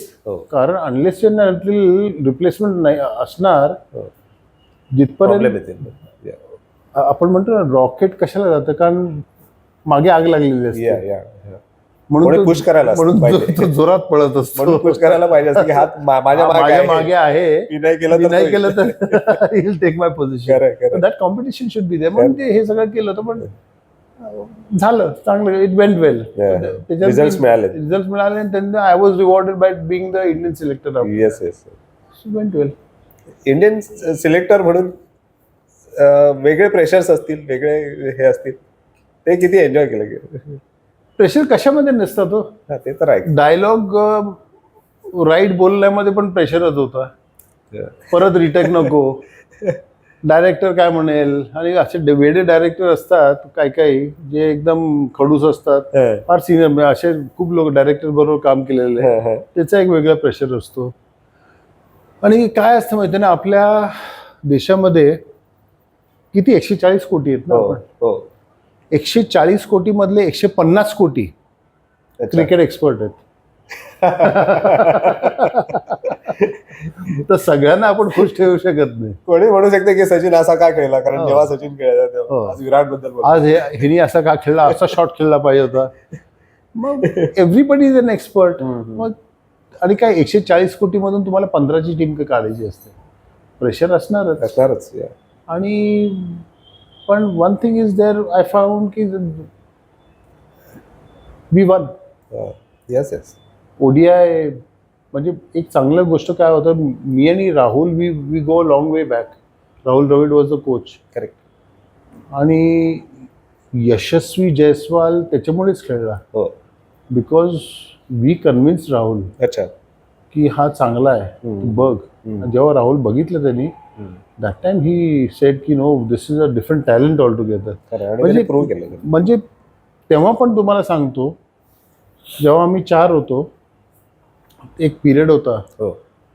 म्हणजे जॅन पासून ते अजित कधी आला होता 23लाच आला होता का 24ला आला होता? 24ला मला वाटतं. 24ला आला होता ना. मध्ये त्या एका पिरियड मध्ये तुम्ही 4 का 23ला आला होता. चेक मलाही करावं आठवत लागेल नाही मला ऍक्च्युली. आठवत. पण त्या पिरियडमध्ये आम्ही चौघं होतो. We had replacement for each and every player. Jitesh Sharma पण होता. इतके सगळे चांगले नवीन प्लेयर्स घेऊन आलो होतो आम्ही. वी पिकअप अक्षर पटेल आणि बाकी सगळे लोक. दे were good. Everybody was good. आणि असं नाही की pickup and drop. Sufficient sufficient संधी संधी दिले त्यांना. जे तुमच्यावर झालं होतं ते तुम्ही लक्षात ठेवलं होतं की तसं व्हायला नाही, नको. लक्षात नाही ठेवलं. That's a part and process. That's how it should बी. हा. मी असं नाही की माझ्यावरती झालं म्हणून मी असं करतो. नाही, पण क्रिकेटरला पुरेशी संधी मिळायला पाहिजे जर त्याला तुम्ही तुमच्या 100% सिलेक्ट करताय. 100%. तुम्ही शेल्फ लाईफ किती असते क्रिकेटरची? हा, correct. Average cricketer. मी Actually. तेंडुलकर बोलत नाही. नाही ऍव्हरेज क्रिकेटर.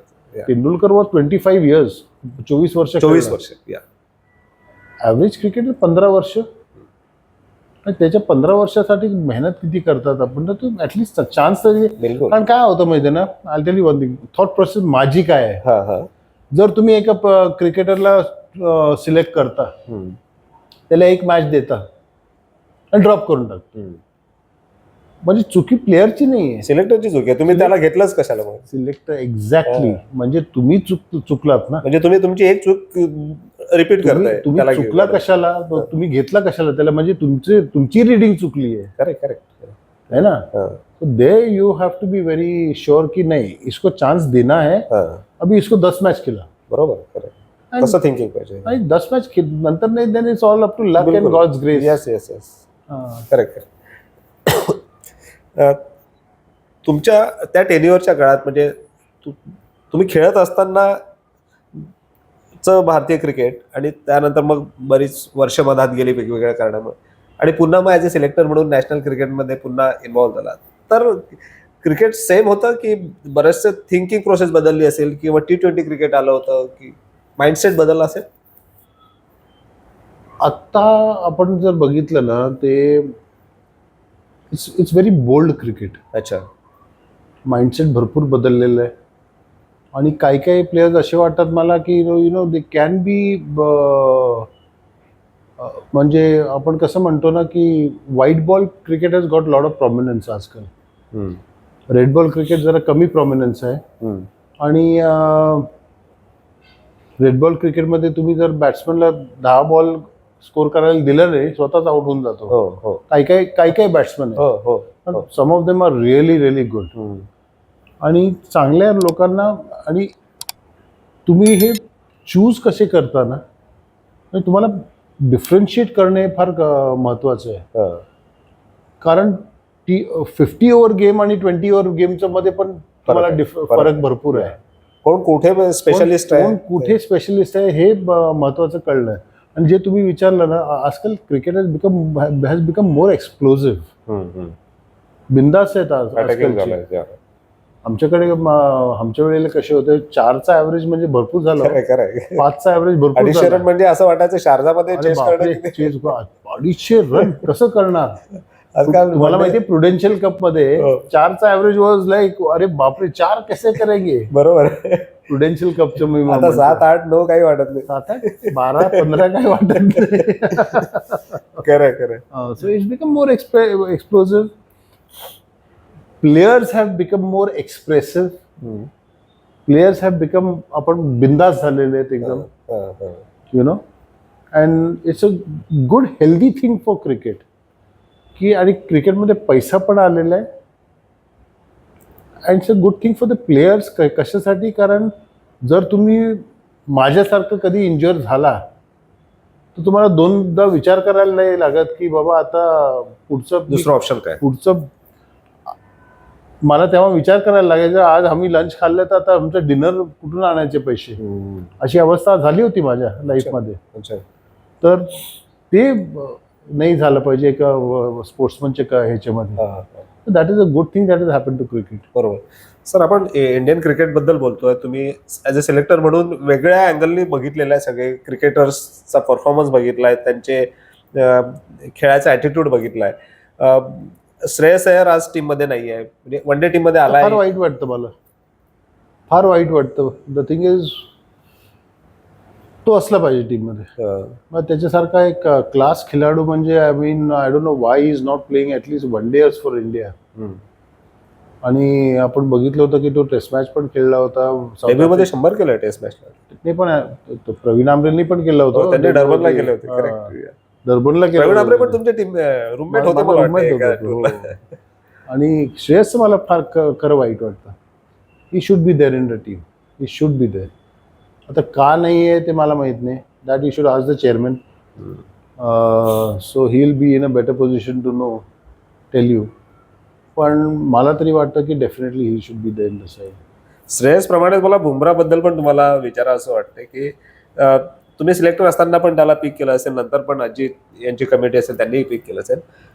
पण बुमरासारखा गोलंदाज जेव्हा सिलेक्टर टीममध्ये घेतात, मग तो अवेलेबल असेल तर पूर्ण सिरीजसाठी असायला पाहिजे. आपण इंग्लंड टूरचं मी विचारतोय की काही सामने तो स्वतः ठरवतो खेळायचे, काही नाही खेळायचे. हे किती योग्य वाटतं तुम्हाला? आणि भारतीय क्रिकेटसाठी ते किती चुकीचं आहे? बरोबर आहे, पण हे ते तुम्हीच चुकीचं बोलला जाता की तो स्वतः ठरवतो. तो स्वतः ठरवत नाही. अच्छा. हे ट्रेनर्स आणि फिजिओच्या हातामध्ये असतं. अच्छा. की कोण किती खेळणार, कोण किती वर्कलोड मॅनेजमेंट जे आजकाल ते झालेलं आहे. तो आता एक मोठ्या इंजुरीमधून आलेला आहे. आणि जर तुम्हाला ती वाटत असेल, आणि हे मला तरी वाटतं की बुमरासारखा बॉलर मिळणं परत इंडियाला मला नाही वाटत मिळणार आहे कधी. बरोबर. जसा सचिन लाखात एखादा आहे तसा बुमरा पण तो नॅशनल ट्रेजर आहे तो. करेक्ट. बरोबर. आणि ज्या मॅचेसमध्ये तो खेळतो त्या मॅचेसमध्ये तो परफॉर्म करतो. आणि त्याच्यामध्ये तुम्ही जर त्याच्यावरती प्रेशर टाकून खोड्या काढत राहणार after playing so much and giving so much for India, ते चुकीचं आहे. एकतर तो अवेलेबल होता, तो खेळला, परफॉर्म केला. जर ट्रेनर आणि फिजियोथेरेपिस्टनी म्हटलं की नाही, वर्कलोड मैनेजमेंट में हमारे सिस्टम में नहीं बैठता कि आप ये खेलना नहीं चाहिए, अगला मैच खेलो रेस्ट लेके, तो you should do that. But one thing is there, तुम्हाला एक प्रॉपर रिप्लेसमेंट पिक केलं पाहिजे. नंबर 2, नंबर 3 असं नाही की आपल्याकडे नाही आहे. ऑप्शन्स भरपूर आहे. मयांक यादव आता तुम्ही 1-2 मॅच खेळतो आणि परत जाऊन अनफिट होऊन जातो. तुमच्याकडे मुकेश कुमार होता, तुम्ही इंडिया एला घेतात त्याला, तो 5 विकेट काढतो आणि त्याच्यानंतर मग इंडिया मध्ये येतच नाही. आवेश खान एक होता, तो पण डिसअपिअर झाला. म्हणजे तुमच्याकडे जेव्हा पेस बॉलरचे ऑप्शन्स नाही आहेत, जे आहे ना त्याच्यामध्ये तुम्ही इम्प्रूव्ह केलं पाहिजे. कार्तिक त्यागी दुसरा एक चांगला fast bowler, Kuldeep Sen, Bengal. There is a reason. I don't know why they are not getting groomed properly. Groom करायला पाहिजे. कारण काय असतं माहिती ना की फास्ट बॉलर थोडा लेट पीक मध्ये येतो. पण बुमराचं जे आहे, मी क्लिअर करतो की he doesn't pick and choose. त्याला म्हटलं त्याला म्हटलं की तुम्ही सगळे मॅचेस खेळा, तू खेळेल 100% खेळेल. त्याच्यासाठी इंडिया आणि भारत म्हणजे एकदम तो it's a pride for him. Even after playing so much, तो एकच तरी आपण त्याच्याबद्दल बोलतो, तो एकमेवच आहे ना 100 विकेट इन ऑल 3 फॉर्मॅट्स. बरोबर. एकटाच आहे, दुसरा कोण आहे? कोणीच नाही. आणि त्याच्या जर तुमच्याकडे आहे तर you should groom people. Prasidh Krishna for that matter, you should start improving, you should start getting matured as a bowler. तुम्ही इतकं खेळला आहात. Talk to the bowler, maturacy. तुम्ही आता बाहेरचा कोच आहे. पहिला Paras use to work very hard with the सोबत खेळला. Paras use to work. आणि मी 2 टूर इंडिया टीम बरोबर केले पण आहेत 3-3 महिन्याचे. I know how hard use to work. Paras used to work hard with the boys. Vikram Rathod used to work very hard with the boys. Atta apla Sitanshu is working hard with the boys. Sairaj was there as a spin coach. तर आता हे चुकीचं आहे की तो पिक and choose करतो. पिक and choose तो नाही करत, सपोर्ट स्टाफ करतो. सपोर्ट स्टाफ मध्ये ते पण मी तुम्हाला सांगतो ट्रेनर आणि फिजिओ तेच डिसिजन घेतात. ते त्याच्यावरती you can't argue with that. बरोबर. सर, तुम्ही जसं म्हटलं की फास्ट बॉलर थोडं लेट पिक करतात, त्याचा मोमेंटम मिळण्याला किंवा तो रिदम मिळण्याला किंवा कन्सिस्टन्सी यायला. पण शमीचं एक उदाहरण आहे की त्यांनी सातत्याने चांगली कामगिरी केली आहे. इव्हन भारतीय टीममध्ये नसताना डोमेस्टिक क्रिकेटमध्ये बेंगॉलसाठी यावर्षी त्यांनी किती फायफर घेतले असतील म्हणजे बरेचसे आहेत. तसं तिकडे अखिर नबीनी घेतलेले आहे जम्मू काश्मीरसाठी. शमी अजूनही खेळायला म्हणजे या वयातही त्याच्याकडे तो काय म्हणतात तो रिदम आहे, तो मोमेंटम आहे आणि त्याला खेळवायची आवश्यकता वाटते. जर तो फिट आहे तर डेफिनेटली तो खेळला पाहिजे. ऑफकोर्स फिट आहे म्हणून मग डोमेस्टिक क्रिकेटमध्ये फिट आहे म्हणून तर तो 4-4, 5-5 खेळतो. हो, फिट आहे म्हणून तो 4-4, 5-5 खेळतो. आणि तिकडे सौरव गांगुली एक नो नॉनसेन्स पर्सन आहे. तो स्ट्रेट फॉरवर्ड आहे. स्ट्रेट फॉरवर्ड आहे. त्यांनी पण सांगितलं की त्याला पिक केलं पाहिजे. आता हे ऍक्च्युली मला न विचारता, मी आता सिलेक्टर नाही आहे, तुमच्या चेअरमनला विचारा तुम्ही. तर तो बरोबर ह्याचं उत्तर देईल. मी कसं देऊ सांग, त्याच्या डोक्यात काय चाललंय मला काय माहिती. ऍज अ फॉर्मर सिलेक्टर म्हणून क्रिकेटरकडे बघण्याचा तुमचा माझा दृष्टिकोन, आता मी कॉमेंटेटर म्हणून दृष्टिकोन माझा आहे. नवीन इनिंग सुरू झाली, नवीन इनिंग सुरू झाली. त्या दृष्टिकोनाने मी सांगतो, जर तो डोमेस्टिक मध्ये खेळतोय, डोमेस्टिक मध्ये तो 20-20 ओव्हर टाकतोय आणि 5-5 विकेट घेतोय. आय थिंक किती ह्या सीझन मध्ये किती 35-40 विकेट घेतलेत ना. 40 विकेट 40च्या जवळपास 40 विकेट तुम्ही जर एका सीझन मध्ये घेता आणि तरी म्हणता तुम्ही अनफिट आहात, तर चुकीची गोष्ट खेळला पाहिजे तो. बरोबर. आणि शमी दुसरा एक असा बॉलर आहे, आपण म्हणतो नॅशनल ट्रेजर, कारण तो इतका इफेक्टिव्ह आहे. तो बुमराह दुसरा एक आहे. इमॅजिन करा, बुमराह आणि शमी टुगेदर असले तर काय मजा येईल. काय करतील बॅट्समॅन दोन्ही एंडनी? काय करणार तुम्ही विचार करा ना, काय करणार, कुठे जाऊ, आल्याला संधी नाही, जाऊ कुठं. ते गाणं आहे ना तुमचं काय, that's what I mean. It should be there. If he is fit he should be playing. खरंय. सर, तुमचं सिलेक्टर म्हणून म्हणजे राष्ट्रीय स्तरावरचा अनुभव आहे, पण बिहारसाठी पण जिथे बऱ्याच पॉलिटिकली गोष्टी होत राहतात संघटनेमध्ये, तिथेही तुम्हाला संधी मिळाली होती सिलेक्टर म्हणून. मला वाटतं ज्युनियर क्रिकेटला तुम्ही तिथे बघितलंय, तर तो एक्सपिरियन्स वेगळा असेल. वैभव सारखा, सूर्यवंशी सारखा गोलंदाजालाही तिथे बघण्याची संधी मिळाली असेल. नाही, मी वैभवला बघितलं नाही तिकडे. अच्छा. कारण तो सारखा इंडिया टूर वगैरे करत होता. ओके. तो मी त्याला बघितलं नाही. पण तिकडे पण चांगल्या, मला फोन कॉल आला होता वरून की तिकडे जायचं आहे आणि बघायचं आहे. बिहारचं नाव म्हटलं की आपल्याला एक वेगळाच प्रोजेक्शन येतो बिहारचा. पण बिहारमध्ये टॅलेंट भरपूर आहे. यावर्षी प्लेट ग्रुप जिंकलाय. प्लेट ग्रुप आपण जिंकलो अंडर-23.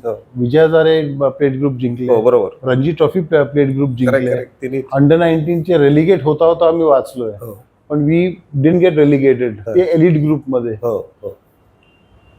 मेन टॅलेंट आहे, टॅलेंट आहे. आणि मेन काय झालं, तिकडे सिलेक्ट करणारे नव्हते तिकडे, म्हणून सिनियर ग्रुप साठी चेतन शर्मा गेला होता, हरविंदर सिंग गेला होता. ज्युनियर साठी मी चेअरमन होतो. अच्छा. मी एकटाच इकडून. आणि विमेन साठी नीतू डेव्हिड होती तिकडे. ओके. तर we have done well over there. Result दिसले असेल. सी, तुम्ही जर चांगली सिलेक्शन कमिटी असेल, म्हणजे तिकडे टॅलेंट आहे असं नाही की टॅलेंट नाही. ऑफकोर्स टॅलेंट आहे. टॅलेंट आहे म्हणून तुम्ही ते जिंकलात ना. करेक्ट.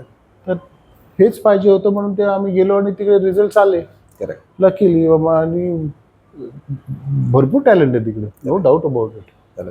सर, मजा आली तुमची ही जर्नी जाणून घेण्यात. शेवटचे 1-2 प्रश्न विचारतो, पुन्हा तुम्हाला मुंबईच्या क्रिकेटमध्ये मागे घेऊन जातो. खास करून मगाशी साईराजचा तुम्ही उल्लेख केला. असे मुंबईच्या क्रिकेटमध्ये खूप वेगवेगळे कॅरेक्टर्स आहेत ज्यांनी मुंबईच्या क्रिकेटला समृद्ध केलं, खेळाच्या मैदानावरच नाही तर मैदानाच्या बाहेरही. साईराज बद्दल नेहमी ड्रेसिंग रूमचा तो किस्सा आठवला जातो, तुम्ही पण रिकॉल कराल तो ड्रेसिंग रूमचा किस्सा. प्रॅक्टिस नंतरची आठवण. प्रॅक्टिस नंतरचा. ते कोण वडे चोरायचे, तर दोन लोक होती. ते तेंडल्यांनी सांगितलं नव्हतं तेव्हा. एक समीर दिघे होता आणि दुसरा मी होतो. आणि कधी कधी तो लाडू घेऊन यायचा, कधी कधी चमचम आणायचा, म्हणून मी त्याचं नाव चमचम बाबा ठेवलं. अच्छा. तो जेव्हा तो येऊन आम्ही वेट करायचो की तो कुठे ठेवायचा. एव्हरी टाइम तो वेगळ्या जागेवरती ठेवायचा. आणि तुम्ही शोधून काढायचं. आम्ही बघायचो की कुठे ठेवलेलं आहे. आणि तो बाहेर गेला की आम्ही येऊन पटापट खाऊन बाहेर जायचो. तर he was a target for us, असं टाइमपास. आणि ते सायरनला राग भरपूर येतो. राग कसला राग, माझं खायला नाही मिळालं. माझा कोणी खाल्लं बाकी काय करायला, त्याला काय प्रॉब्लेम नाही. पण नंतर तुम्ही कन्व्हिन्स कसे करायचे मग? करायचंच नाही आम्ही, त्याला कळायचंच नाही की कोणी खाल्लंय. Okay okay. या किस्सासोबतच मला एक आठवण त्याबद्दल पण तुमच्याकडून हे वाटेल की रणजी करंडक जिंकणं प्रत्येक मुंबईकरांचं स्वप्न असतं. जसं रणजी कॅप घेणं असते की रणजी फायनलला जाऊन समाधान नाही मानणार, ती रणजी ट्रॉफी जिंकायचं. तुम्ही खेळत असताना दोनदा मला वाटतं फायनलला गेला, एकदा रणजी ट्रॉफी जिंकलायत आणि एकदा ती मॅच. त्याबद्दल तुम्हाला बोलायचं नसेल तर चालेल. नाही नाही, ते बोलायचं काय, त्याचे काय नाही बोलायचं काय प्रॉब्लेम आहे. हे आम्ही तर मॅचने बऱ्याच जणांना दुखवलंय म्हणून आपण रणजी ट्रॉफी 42 टाइम्स 42 जिंकलोय. हो 42. आय थिंक बाकीचे एक पण टीम 10च्या वरती 8 वेळेस कर्नाटक आहे, 8 वेळेस त्यानंतर दिल्ली कर्नाटक असेल. नाही, तमिळनाडू आहे. 8 वेळेस कर्नाटक आहे, नंतर तामिळनाडू आहे मला वाटतं. असं आहे का, काहीतरी आहे. पण 10च्या वर कोण नाही, गेलं कोणीच नाही. नाही. तर आपण एकदा त्यांना दिला हरियाणा, त्याच्यानंतर जिंकलेत ते. नाही, आय थिंक नाही. कसे जिंकणार? ते एक घेऊन ते बसले. तो चेतन शर्मा बसलाय एकदम मस्त. त्या एरियामध्येच तो अजून भिरकतोय तो की हमने तुमको मारा 1 रन से. एक चांगली गोष्ट आहे त्याच्यासाठी. लाईफ टाईम अचीवमेंट अवॉर्ड त्याला मिळेल त्याच्यासाठी. करेक्ट. आणि रणजी ट्रॉफी विनिंग टीमचं आपण मेंबर असणं, आपण त्यामध्ये कॉन्ट्रीब्युट करणं, ही किती सॅटिस्फाईंग गोष्ट आहे. नाही ऑफकोर्स रणजी ट्रॉफी जिंकणं is a dream of every cricketer. आज जम्मू काश्मीर जिंकले. हो, म्हणजे जम्मू काश्मीरनी पहिल्याच प्रयत्नात पहिल्यांदा गेले आणि जिंकलेत.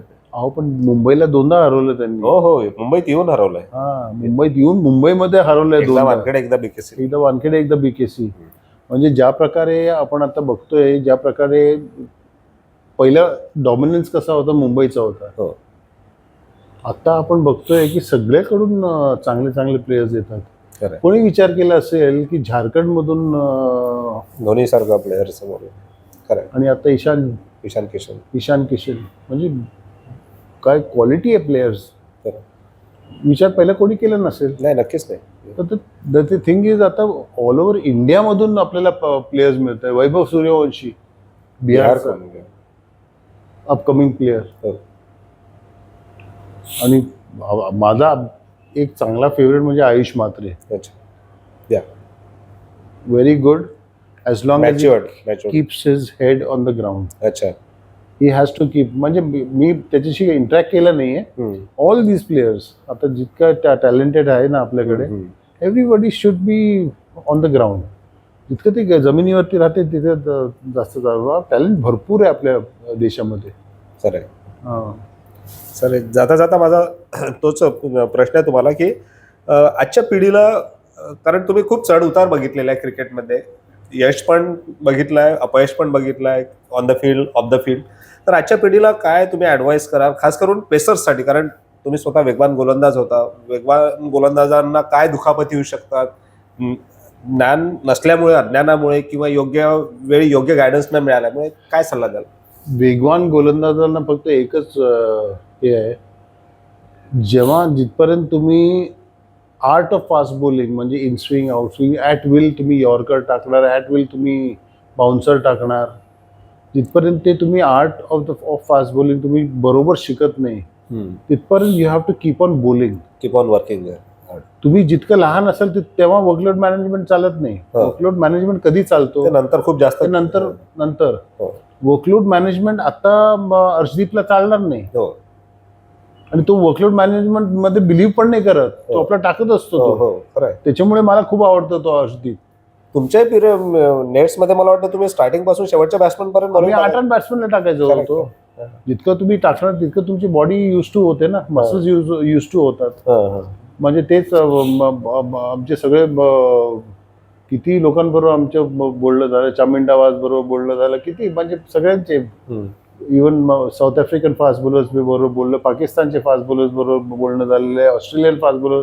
जितकं तुम्ही टाकणार तितकं तुमच्यासाठी चांगलं आहे. At least till your 23-24 years old. एकदा तुम्ही ते आर्ट बरोबर केलं, तुम्हाला तुमची बॉडी कळली, त्याच्यानंतर तुम्ही ते वर्कलोड मॅनेजमेंट चालू करा ना. असं नाही की तुम्ही आताच यायला लागले. ते उमरान मलिकचं बघा काय झालं. match खेळतो, बाहेर वर्कलोड मॅनेजमेंटमुळे हम्म. तू बॉलिंग टाकतच नव्हता. खरंय 20 बॉल टाकायचा आणि त्याच्यानंतर मग बाहेरच बसायचं. हम्म, हम्म. आता त्याचं बॉडीला लोड घेतलं पाहिजे ना. Body should get use to that load. खरंय खरंय मगच त्याला तुम्हाला कळेल. दुसरा एक आपला चांगला मयांक यादव, नाही की आता एमपी कडनं खेळायचं. हा, तर तो काय 2 मॅचेस खेळून बाहेरच बसतो एकदम.